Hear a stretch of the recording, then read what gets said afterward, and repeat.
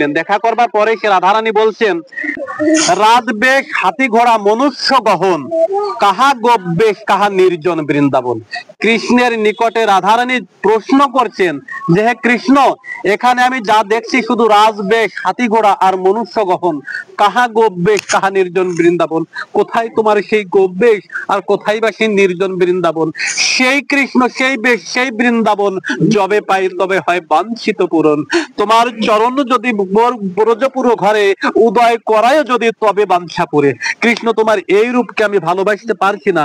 যদি তুমি সেই শ্যাম সুন্দর বংশীবাদন রূপ ধারণ করে, সেই ব্রজেন্দ্র নন্দন রূপ ধারণ করে যদি সেই বৃন্দাবনে ফিরে আসো, আর তোমার এই শ্রী চরণ দুখানা যদি তুমি আমার সেই ব্রজপুর ঘরে যদি নিতে পারো, তবে আমার বাসনা পূরণ হয়।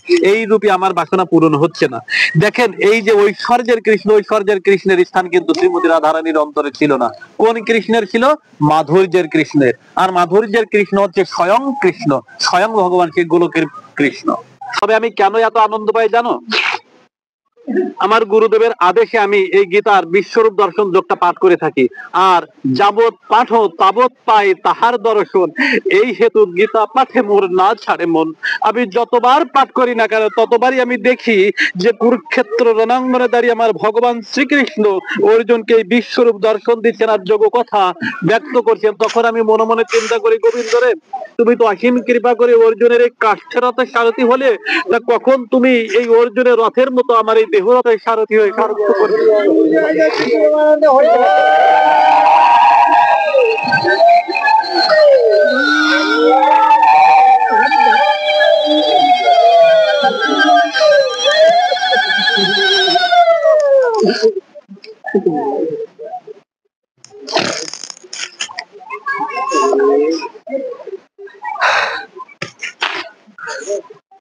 তখন কিন্তু শ্রীমন মহাপ্রভু ওই বৈষ্ণব বাবাজিকে অধিকার দিয়ে বলেছিলেন যে আমি আপনাকে একটি কথা বলে যাই। এই অধিকার কিন্তু সকলকে দেন নাই, শুধুমাত্র বৈষ্ণব বাবাজিকে দিয়েছিলেন। কি অধিকার? গীতা পাঠে আছে কেবল তোমা অধিকার, তুমি জানো কেবল গীতা অর্থসার। আর কেউ জানে না, শুধুমাত্র তুমিই জানো। কেন? গীতার এত মন্ত্র বা এত শ্লোক এত শুদ্ধ করে উচ্চারণ করার কোনো প্রয়োজন নাই। শুধু মন প্রাণটা যেন আমার প্রাণ গোবিন্দের শ্রী চরণে একাগ্র চিত্তে যেন অর্পিত থাকে, এটি হচ্ছে গীতা পাঠের প্রথম শর্ত। তাই অর্জুন ডাক দিয়ে বললেন যে এখানে একটি পাখালি কিছুই নেই। তুমি কি এটা জানো না যে কাল কুরুক্ষেত্র যুদ্ধ হতে যাচ্ছে, সকলেই যার যার মতো চলে গেছে, তা তুমি এখানে এখনো কেন আছো? তুমিও চলে যাও। ওই চাকবরে ও করেছে কি, কয়েকটা ডিম পেড়ে সেই ডিমে তা দিচ্ছে। ওরা মাটিতে বাসা বেঁধে বসে থাকে গর্তে, ডিম পেড়ে ডিমে তা দিচ্ছে। তো ওই পাখিটা বলছে কি যে আমি তো যাব, আমার যে কয়েকটা ডিম আমি পেরেছি, এই ডিমে তো আমি এখন তা দিচ্ছি, এই ডিম ছেড়ে তো যাওয়ার মতো নেই। মা তো এই পৃথিবীতে, বাবা সন্তানকে ত্যাগ করে চলে যেতে পারেন, কিন্তু মা সন্তানকে ত্যাগ করে যেতে পারেন না।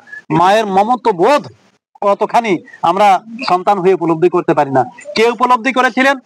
রূপ গোস্বামী উপলব্ধি করেছিলেন। উপলব্ধি করেই তিনি বলে গিয়েছেন, তিনি শুধু মায়ের ভালোবাসাকে উপলব্ধি করেন নাই, বাবার ভালোবাসাকে উপলব্ধি করেছেন। আমি কিন্তু বাবাদেরকে এখানে ছোট করছি না, যেহেতু আমারও পিতা মাতা আছে।